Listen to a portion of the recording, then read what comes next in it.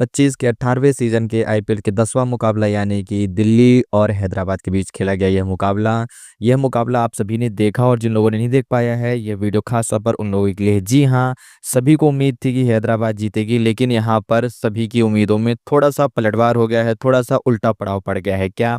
कि यह मुकाबला दिल्ली जीत चुकी है और वहीं काव्या मनन सबसे ज़्यादा नाराज़ चल रही हैं। तो अभिषेक शर्मा, ट्रेविस हेड और ईशान किशन उनके सबसे ज़्यादा भरोसेमंद, सबसे ज़्यादा किफ़ायती और सबसे ज़्यादा घातक, सबसे ज़्यादा हिटिंग करने वाले बल्लेबाज, यह 3 धाकड़ बल्लेबाज जो कि आज नहीं चले और हैदराबाद को हार का सामना करना पड़ा। अर्थात यह हैदराबाद की टीम पैट कमिंस की कप्तानी में फिर से अपनी दूसरी हार का सामना कर रही है और यह हार उनको विशाखापट्टनम में हुई है। जी हाँ दोस्तों, यह मुकाबला आईपीएल का यह 10वां मुकाबला विशाखापट्टनम में खेला गया था, जो कि दिल्ली का होम ग्राउंड था। दिल्ली के कप्तान अक्षर पटेल, वहीं हैदराबाद के कप्तान पैट कमिंस, दोनों कप्तानों ने मिलकर के अपने-अपने टीम की अगुवाई की। सबसे पहले हैदराबाद ने टॉस जीत करके बैटिंग का फैसला लिया और हैदराबाद ने बैटिंग का फैसला लेते हुए बहुत ही खराब परफॉर्मेंस दी। लेकिन इसमें भी एक बीच में रोमांच आता है। अगर आप लोगों ने, जो भी लोग ये वीडियो देख रहे हैं उनमें से किसी ने भी अगर मैच में स्कोर कार्ड देखा हो या फिर बैटिंग देखी हो हैदराबाद की, तो बहुत ही बड़ा रोमांच था बीच में। क्या था? अभिषेक शर्मा, अगर यहाँ पर हम बात करें तो अभिषेक शर्मा ट्रेविस हेड ओपनिंग करने आते हैं, लेकिन अभिषेक शर्मा रन आउट हो जाते हैं ट्रेविस हेड की वजह से। क्यों? क्योंकि उनका पहला विकेट गिरता है और यह जो पहला विकेट गिरता है, यह पहला विकेट कब गिरता है? 11 रन पे पहला विकेट गिरता है, यानी कि पहला ओवर भी समाप्त नहीं हुआ था, मात्र 5 गेंदें हुई थी और तभी अभिषेक शर्मा आउट हो जाते हैं। उसके बाद ट्रेविस हेड 22 रनों की पारी खेलते हैं, ईशान किशन आते हैं, वहीं दूसरा विकेट फिर जल्दी से गवा बैठते हैं ईशान किशन, यानी दूसरे ओवर की पहली गेंद में 20 रन पर 2 विकेट हो जाते हैं हैदराबाद के। यानी कि हैदराबाद के विकेट गिरने का जो सिलसिला था वह बिल्कुल भी समाप्त नहीं हुआ था।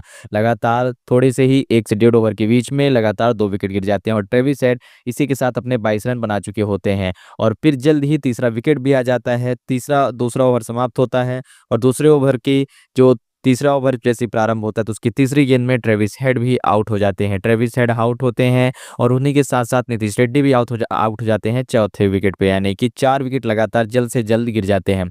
अब यहाँ पर एंट्री होती है हेनरी क्लासेन, जो कि धाकड़ बल्लेबाज गिने जाते हैं, और एक छोटे-मोटे नाम कहे जाने वाले अंकित वर्मा हैदराबाद के। लेकिन इस मैच में अंकित वर्मा ने अप्रदर्शनीय, अदृश्य यानी कि ऐसा अपना प्रदर्शन दिखाया है जो कि अप्रशंसनीय है। महज 41 गेंदों में नाबाद नहीं सही, लेकिन 74 रनों की क्या ताबड़तोड़ पारी खेली है, जिसमें 6 छक्के मारे हैं, उसी के साथ 5 चौके, यानी 6 छक्के और 5 चौकों की मदद से 74 रन जोड़े हैं अपनी टीम को, ताकि टीम एक अच्छा स्कोर दे सके, एक डिफेंडिंग स्कोर दे सके और 163 का स्कोर बना पाती है हैदराबाद। बाकी के सारे बल्लेबाज वहीं पर फ्लॉप रहते हैं, थोड़ा-सा सपोर्ट दे पाते हैं। हेनरी क्लासेन मात्र 19 गेंदों में 32 रन बनाते हैं, 2 छक्के और 2 चौकों की मदद से, यानी कि हैदराबाद 163 रन का स्कोर देती है, जो वही टीम है जो 287, 272, 277 के स्कोर दिया करती थी अपनी टीम को। और बैटिंग करना उनकी पसंद थी और उनका शौक था कि टॉस जीत करके हम पहले बैटिंग करेंगे, चेस करने का मौका दूसरी टीम को देंगे। लेकिन यहाँ आज उलटफेर हो गया। दिल्ली की जो बैटिंग लाइनअप एक स्टेबल है, यानी कि बहुत ज़्यादा मजबूत भी नहीं, बहुत ज़्यादा कमज़ोर भी नहीं। वहीं हैदराबाद बैटिंग लाइन पे ज़्यादा मजबूत थी, लेकिन आज कमज़ोर पड़ गई। यहाँ पर अब जैसे ही बारी आती है दिल्ली की, तो दिल्ली को आप देखोगे तो दिल्ली यहाँ पर मैच क्यों जीती? यहाँ पर दिल्ली मैच इसलिए जीती है क्योंकि हैदराबाद की बॉलिंग लाइनअप भी खराब हो जाती है। मोहम्मद शमी 3 ओवर करते हैं, 31 रन देते हैं और बिना किसी भी विकेट की प्राप्ति के, यानी कि 30 ओवर में 31 रन देते हैं और 1 वाइड भी डालते हैं मोहम्मद शमी। यहाँ पर देखिए मोहम्मद शमी का जो ओवर है वो बिल्कुल भी किफ़ायती नहीं जाता है और इसी की बदौलत जो दोनों ओपनर बल्लेबाज, सलामी बल्लेबाज रहते हैं दिल्ली कैपिटल्स के, जैक फ्रेशर और उनके साथ Faf du Plessis. Jake Fraser 32 गेंदों में 38 रन बनाते हैं, वहीं फाफ डू प्लेसी 27 गेंदों में 50 रन की एक ताबड़तोड़ बल्लेबाजी करके जाते हैं, ताबड़तोड़ पारी खेल जाते हैं, यानी कि फाफ डू प्लेसी 3 छक्के और 3 चौके की मदद से 50 रन बनाते हैं। जैक फ्रेशर जो कि दिल्ली के ओपनर ताबड़तोड़ बल्लेबाज हैं, पिछले साल इनका काफ़ी खतरनाक और काफ़ी ज़्यादा शानदार प्रदर्शन था। इन्होंने भी 2 छक्के और 4 चौके की मदद से 32 गेंदों में 38 रन की कुछ ठीक ठाक पारी खेली थी। लेकिन यहाँ पर संभली तुमली पारी चल रही थी, यानी कि एक संभल के पारी खेल रहे थे, तालमेल के साथ पारी खेल रहे थे। इसके बाद जैसे ही ये 2 विकेट जल्दी गिरते हैं, यानी कि फाफ डू प्लेसी और जैक फ्रेशर प्रेशर का विकेट जल्दी गिरता है। 81 रन पर पहला विकेट गिरता है फाफ डू प्लेसी का, और वहीं 96 रन पर यानी 96 रन पर दूसरा विकेट गिरता है जैक प्रेशर का।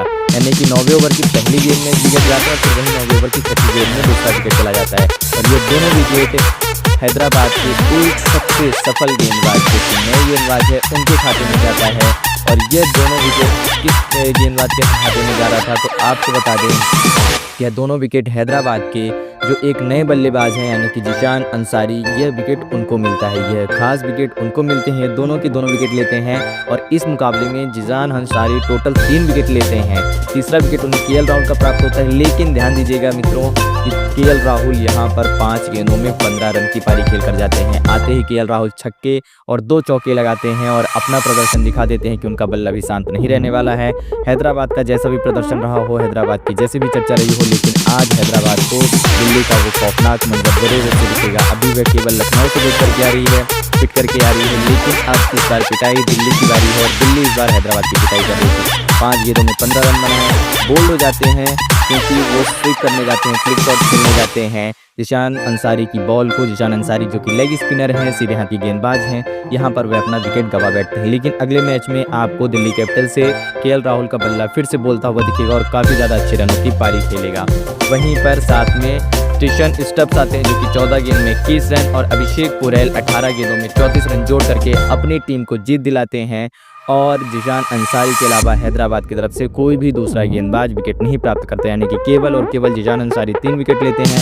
बाकी चाहे मोहम्मद शमी हो, अभिषेक शर्मा हो या फिर पैट कमिंस हो, तीनों लोग 3 ओवर और पैट कमिंस ओवर करके 31, 27 और 27 रन दे करके अपनी टीम को हरा बैठे हैं। यानी कि हैदराबाद फिर से यह मुकाबला हार गई है दिल्ली कैपिटल से।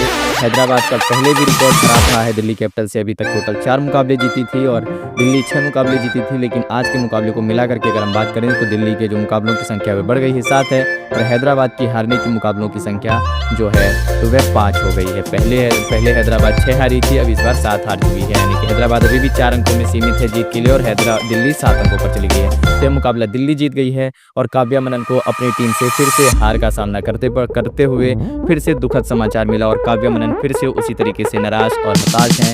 उनके जो सफल बल्लेबाज थे, सलामी बल्लेबाज थे, इस बार उनको वह प्रोत्साहन, वह उत्सुकता, वह खुशी, वह मनोरंजन नहीं दिला पाए हैं। तो जी हाँ दोस्तों, हैदराबाद के लिए दुखद समाचार था और वहीं दिल्ली वालों के लिए बहुत ही सुखद समाचार था कि दिल्ली यह मुकाबला बहुत ही ज़्यादा किफ़ायती तरीके से जीती है। यानी कि 7 विकेट से दिल्ली यह मुकाबला जीती है। महज 16 ओवर में 166 रनों की पारी खेली थी, यानी कि अगर पूरे 20 ओवर दिल्ली खेलती तो 200 से प्लस का रन रेट दे करके जाती। अब यहाँ पर हैदराबाद को अपनी रणनीति बदलनी होगी और बैटिंग की जगह पर बॉलिंग लेना होगा ताकि वह रन चेस करे, ताकि अपनी हार का सिलसिला दूर करके जीत के सिलसिले को पुनः से चालू कर सके। फिर से मिलेंगे आपको फिर से किसी एक नए विशेष एवं खास वीडियो में, तब तक के लिए धन्यवाद। आपको पूरी डिटेल दी गई है कि दिल्ली से किस बल्लेबाज ने कितने रन बनाए हैं और साथ ही साथ हैदराबाद से कौन से बल्लेबाज खास निकले हैं। Abhishek Sharma, Travis Head, Ishan Kishan flop रहे हैं, उन्हीं के साथ अंकित वर्मा 74 रनों की बहुत शानदार पारी की है। अगर आप हाईलाइट देख सकते हैं जरूर जाकर हाईलाइट देखिएगा और मनोरंजन करिएगा अंकित वर्मा की बैटिंग को और 100 क्लास की बैटिंग को। तब तक के लिए धन्यवाद। मिलेंगे फिर किसी नए एवं विशेष वीडियो में।